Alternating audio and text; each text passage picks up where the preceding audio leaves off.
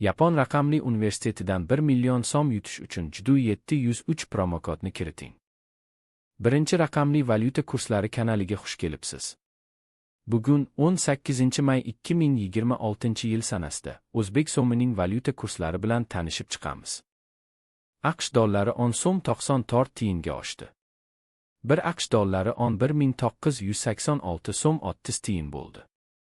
Endi 100 AQSh dollari 1.198.660 so'm bo'ldi.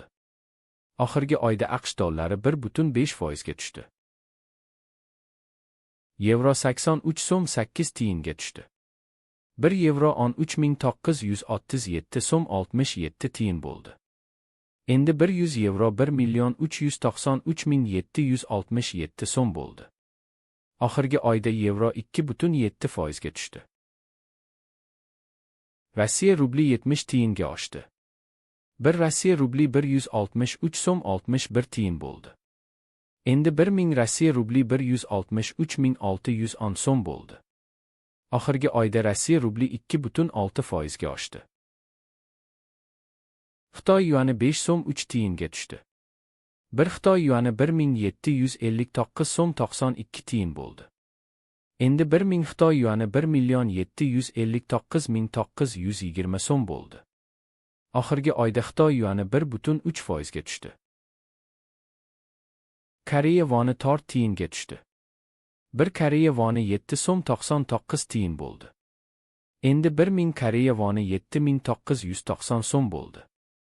Oxirgi oyda Koreya voni 3.0% ga tushdi. Qozog'iston tengesi 26 tiyinga oshdi. 1 Qozog'iston tengesi 25 so'm 50 tiyin bo'ldi. Endi 1000 Qozog'iston tengesi 25500 so'm bo'ldi. Oxirgi oyda Qozog'iston tengesi 1.1% ga tushdi. AQSh dollarining Rossiya rubliga nisbatan kursi 25 kopeykaga tushdi. 1 AQSh dollari 73 Rossiya rubli 26 kopeyka bo'ldi.